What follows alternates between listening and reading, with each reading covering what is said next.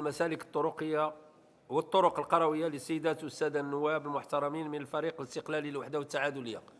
تفضلوا سيد النائب لوضع السؤال. شكرا سيد الرئيس. نسألكم سيد الوزير عن برنامج وزارتكم فيما يتعلق بمسالك الطرقية الرابطة ما بين الجماعات القروية والمدن بالمغرب. شكرا. كلمة لكم سيد الوزير الجواب. شكرا سيد الرئيس. اولا بغيت غير نذكر بان هذا ماشي برنامج خاص فقط بالوزاره التجهيز والنقل واللوجستيك والماء، هذا برنامج حكومي عنده امتداد بطبيعه الحال، لان تيرجع لاول برنامج وطني للطرق القرويه اللي كان سنه 1995 واللي تنذكر كانت في 11,000 كيلومتر و7 المليار ديال الدرهم. من بعد جاء البرنامج الوطني الثاني للطرق القرويه اللي الان فيه تقريبا حوالي 14 مليار ونص ديال الدرهم و15,122 كيلومتر. كان برنامج ديال التاهيل الترابي اللي كانت فيه 2,320 كيلومتر وتقريبا واحد الكلفه ماليه ديال 2.5 المليار ديال الدرهم. الان نحن بصدد تنزيل واجراءات المشروع او البرنامج ديال تقليص الفوارق الترابيه والاجتماعيه بالمجال القروي والمناطق الجبليه اللي الكلفه ديال الطرق تقريبا 36 مليار ديال الدرهم، واللي غيمتد على 7 سنوات شرعنا فيها منذ سنتين. شكرا سيد الرئيس.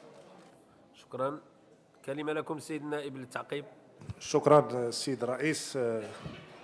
سيد الوزير، كاين عدد كبير من الطرق القرويه بجميع المناطق بالمغرب اللي كتعيش وضعيه صعبه وما عادش حتى المواطنين من يدوزوا، وكنموذج اقليم اسفي واليوسفيه اللي كاينه طريق 206 اللي كتربط ما بين اليوسفيه واسفي واللي ولات كتسمى طريق الموت، والطريق 205 الوطنيه اللي كتربط ما بين سبت كزوله وايغود، والطريق 2300 اللي كتربط ما بين اسفي وحد حراره.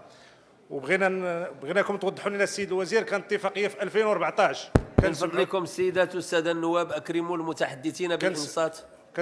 كنسمعوا اتفاقيه من 2014 اللي جات من عند الوزاره ديالكم ومشات كانت فيها 500 كيلومتر، دابا تقلصات ل 152، واللي الان الجماعات المجالس المنتخبه صادقوا على هذه الاتفاقيه وما عرفناش لحد الان، بقات في الوزاره ما عرفنا، بغيناكم تجاوبونا السيد الوزير. وكاين منها طرق مهمه اللي هي الطريق 301 الطريق الساحليه 301 اللي كتربط ما بين اسفي. شكرا سيد النائب. سيد الوزير، هل من رد فيما تبقى من الوقت؟ هل تعقيبات اضافيه؟ معذره سيد الوزير، تعقيبات اضافيه. تفضلوا سيد النائب من الفريق الحركي. اغلبيه اولا. شكرا سيد الرئيس. سيد الوزير، نقدر المجهود ديالكم على راس هذا القطاع المهم والحيوي. كيف ما سبقني السيد النائب المحترم على الاتفاقيه الاقليميه ما بين التجهيز والجهه والمجلس الاقليمي اللي كتخص الاقليم ديال اسفيب، الان اللي وصلت 205 كيلومتر من 512 كيلومتر. المجلس الاقليمي رصد المبلغ ديالو 45 مليون درهم، الجهه كذلك رصدت 67 مليون ديال الدرهم، في انتظار ان تفرجوا سيد الوزير الله يجزيكم بخير على هذه الاتفاقيه اللي غتفك العزله على الاقليم لا محليا ولا جهويا. كنجيو مع لوطوروت لانجاز مهم شنو صاحب جلاله في 2013. ملي كنخرجوا من لوطوروت الطريق يعني المقطع ما بين لوطوروت والمدينه 12 كيلومتر، كتنسى واش جيتي في طريق سيار سيد الرئيس سيد الوزير. فنناشدكم السيد الوزير من هذا المنبر كفريق حركي باش تخرجوا هذه الاتفاقيه لحيز الوجود. وشكرا. شكرا. تعقيب اضافي من فريق الاصاله والمعاصره. تفضلوا سيد النائب.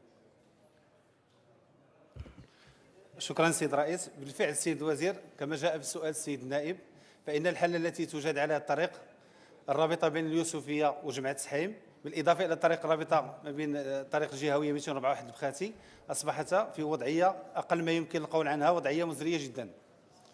بالإضافة السيد الوزير، فإن إقليم اليوسفية يعاني تردي العديد من الطرق، من بينها الطريق الرابطة بين إيغود والطريق الجهوي 204 والطريق الرابطة بين سيدي شيكر والواحات، وكذلك الطريقة الرئيسية التي تربط اليوسفية بالشماعية وما تعرفه من حوادث سير مميتة في أغلب الأحيان. وللتذكير، فإن السيد رئيس الحكومة التزم شخصيا بإطلاق الأشغال في هذا المحور سنة 2019، وذلك خلال لقائنا بكم في مراكش، وهذا ما لم يتم الالتزام به لحد الآن. شكرا. كلمة للسيد الوزير للرد على التعقيبات. في حقيقة ليس من عادتي نجاوب على أسئلة اللي تتكون بالنسبة للأقاليم، حيت نفضل يطرحوا فيها أسئلة مباشرة. لكن هذا الشيء اللي قالوا الإخوان ديال أسفي أنا كنت التزمت فيه. الاتفاقية ديال أسفي أنا وقعتها، الآن مشات لوزارة الداخلية ووزارة المالية. إذن فيما يتعلق بوزارة الجيز راه وفات لي عليها، وأنا تنذكر بأن هذه الاتفاقية فاش كانوا يتكلموا عليها الإخوان أنا كنت التزمت بها، وقلت بأن التأخير اللي كان فيها كان مرتبط بالجهة، بالتقسيم الجهوي ماشي بالوزارة. بالنسبه لهذه القضيه ديال المقطع اللي غيربط طريق السيار بسميتو غنتنيوه، حنا دخلناه في القضيه ديال التثنيه. بالنسبه لهذيك الطريق ديال اليوسفيه جماعه التسحيم، انا عندي الان الراجح اننا غندخلوها ان شاء الله في شي برنامج. شكرا سيد الرئيس. شكرا سيد الوزير.